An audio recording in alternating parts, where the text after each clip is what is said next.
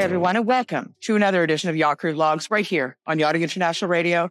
My name is Rhea. I am your host, and I'm very pleased to welcome my next guest.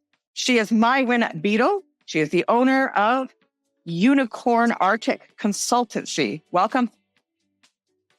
Thank you very much, Rhea. Nice to be with you. Yeah, you came across my radar because you've got quite an interesting business, and it is all in my neck of the woods, or where I'm originally from. Tell us a little bit about yourself. Where are you from? What got you into yachting? And what do you do now? I started in yachting about 30 years ago. I'm a Master 3000. I'm also an ice navigator and consultant for Arctic work. The last 2 years I've spent working up in the Arctic. The last 4 years, I've been through the Northwest Passage. I ran a boat through East Greenland doing science work. And now I'm working on helping other people set their dreams in progress. One of the things that I notice is exploration seems to be the word of the day right now. How can you guarantee a magical, actual exploration of any area? I think that's a really interesting question. It's going to depend on what your aims and objectives are. I think everybody approaches exploration with a different perspective and a different level of what they want to experience. I've been very fortunate to work for some people who wanted to go completely off the beaten track and see things as they really were, with no yacht trimmings to them. And so I got to spend 3 years exploring the most remote areas with an amazing boat and seeing things that are just beyond anything that anybody can imagine. Tell us about the Northwest Passage. That seems to be cropping up more and more recently. What was the most magical experience you had, and what was actually the most difficult about navigating the Northwest Passage? The Northwest Passage, it does crop up a lot, and it's definitely a destination that a lot of people are becoming interested in. It's a route across the top of Canada, 4,500 miles from Arctic Circle to Arctic Circle. It's the most extreme navigation that you can engage in. The ice doesn't clear until mid-August usually. It starts refreezing again at the end of September. That's just one of the challenges. I think the biggest challenge to me was the absolute immensity when you're in the middle of the Northwest Passage and you have to decide, and it's every moment you have to be deciding whether you're going forward or whether you're turning around, whether it's safe to keep continuing. There's only one place in the middle that you can get fuel, and it's really easy to get yourself in trouble or stuck there. And so being in this vast expanse of nothing where nobody can possibly help you, it is quite an overwhelming feeling. What was the most magical thing we saw there? There's so many. We nearly ran down a pod of sleeping narwhals that were just floating on the surface in front of us. We had polar bears swimming around the boat. We came through Bellot Strait with 9/10 of ice rushing through in 8 knots of current. It's a magical, amazing, faraway place. It's like being in Narnia. It's so different from anything else that we can possibly imagine. I think our minds need something that they relate to be able to process information and fit it into a box. And the Northwest Passage is not like any box that you could ever imagine. It defies being defined. We were talking a little bit about polar bears, and even though I am from the north, I'm familiar with Commodore bears, with black bears, with brown bears, but there's something a little bit different, and for me, a little bit more scarier about polar bears. Let's talk about that. Yeah, so polar bears are the apex predator. They're one of the very few things that will hunt you if it's hungry. It will stalk you. A polar bear is enormous. It can swim up to 250 miles. And it's classed as a marine mammal, which I was very interested in when I first found that out. I've seen more polar bears swimming around the boat than I actually have from the boat. And at this point, I've seen a lot of polar bears. They're majestic and fascinating creatures. And there's something very magical about watching one. Do you not get afraid? I think I would be afraid because here we are, we're going through the ice fields, we're breaking ice to get to where we're going. The polar bears live on the ice, have no problems whatsoever jumping into the water and swimming over to your vessel. Does that not make you a little nervous sometimes? Yes, absolutely. We do always have a rifle with us or a shotgun. We never go ashore without. It's super important we scout the area first, make sure everything's safe. On the vessel itself, the bears actually tend to withdraw away from the vessels. They're quite shy of human contact in general. It's something that is always a consideration, is bear safety in the Arctic for sure.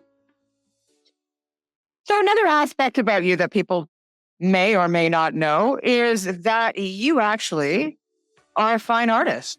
Tell me a bit about that. I am. I went to art college when I was in my 20s, and I've continued my art practice all the way through. I also own a gallery in Orkney where I promote other people's work, which I've really been enjoying doing. We have a group of 20 artists in Orkney.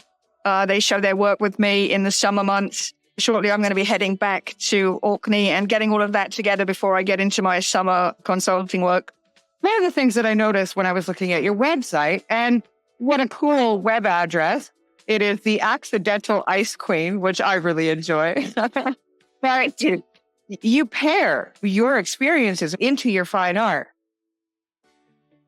That's correct. Yeah, so I do some fairly wacky paintings about Inuit mythology, about the things I see up there.